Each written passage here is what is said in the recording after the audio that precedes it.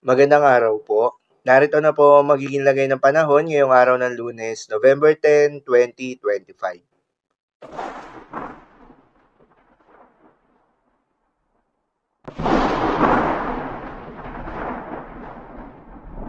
Sa kasalukuyan na tayong sa pag-asa, patuloy ang paghina nitong si Bagyong Uwan habang nasa may West Philippine Sea. Subalit nananatili pa rin itong typhoon category. Huli nga itong namataan sa layong 135 kilometers west-northwest ng Bacnotan, La Union. Taglay ang lakas ng hangin na umaabot sa 130 kilometers per hour malapit sa gitna at pagbugso na umaabot sa 160 kilometers per hour. Kumikilos pa west-northwestward sa bilis na 20 kilometers per hour.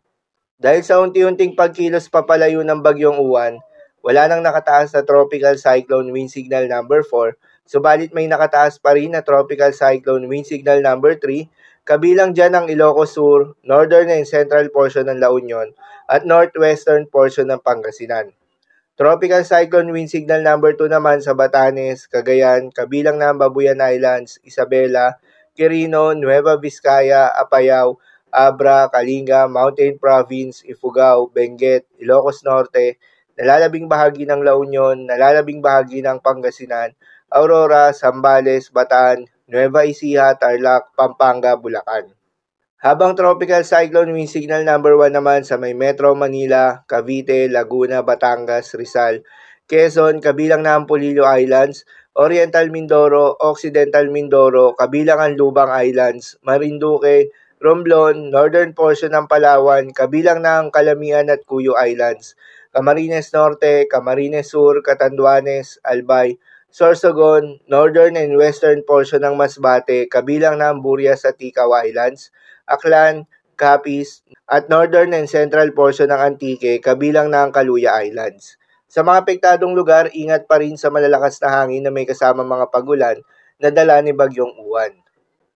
At dahil pa rin nga sa epekto nitong si Bagyong Uwan, asahan pa rin ngayong araw ang heavy to intense rain sa may La Union, Pangasinan, Benguet at Zambales. Habang moderate to heavy rains naman sa may Ilocos Norte, Ilocos Sur, Apayao, Abra, Kalinga, Mountain Province, Ifugao, Batanes, Cagayan, Isabela, Quirino, Nueva Vizcaya, Bataan, Tarlac, Pampanga, Bulacan, Nueva Ecija, Aurora, Metro Manila, Cavite, Batangas, Rizal, at Occidental Mindoro. Muli, sa mga apektadong lugar, ingat sa mga posibleng banta ng pagbaha at pagguho ng lupa, lalong-lalo na sa mga lugar na inuulan na noong mga nakaraang araw pa. Para naman sa magiging track at lakas ni Bagyong Uwan, inaasahan na lalabas na ito ng Philippine Area of Responsibility mamayang gabi o bukas na madaling araw. At dahil sa recurving path ng Bagyong Uwan, inaasahan na papasok muli ito ng Philippine Area of Responsibility sa Miyerkules ng gabi at magla-landfall sa may southwestern coast ng Taiwan. Dahil sa landfall scenario, magpapatuloy ang paghina nito. Lalabas naman ito sa katubigan malapit sa Ryukyu Island sa araw ng Huwebes, kung saan inaasahan na masihina ito at maging remnant low na lamang. Paalala pa rin po palagi na posible pa rin ang mga pagbabago. Kaya naman patuloy lamang na magantabay sa mga update nating ilalabas, lalo na ng Pag-asa. Para naman sa magiging lagay ng mga dagat baybayin, ayon sa Pag-asa ay may nakataas pa rin tayo na gale warning sa mga seaboards ng Batanes, Cagayan, kabilang na ang Babuyan Islands, Isabela, Ilocos Norte, Ilocos Sur, La Union, Pangasinan, Aurora, Zambales, Bataan, Metro Manila, Cavite, Western Coast ng Batangas, Occidental Mindoro, kabilang na ang Lubang Islands, at Calamian Islands. Payo ng Pag-asa kapag ganitong may gale warning, pinapayuhan ng ating mga kababayang mangingisda at yung may mga maliliit na sasakyang pandagat na huwag munang pumalaot sa mga nasabing seaboards. Dahil inaasahan pa rin yung maalon hanggang sa napakalon na karagatan.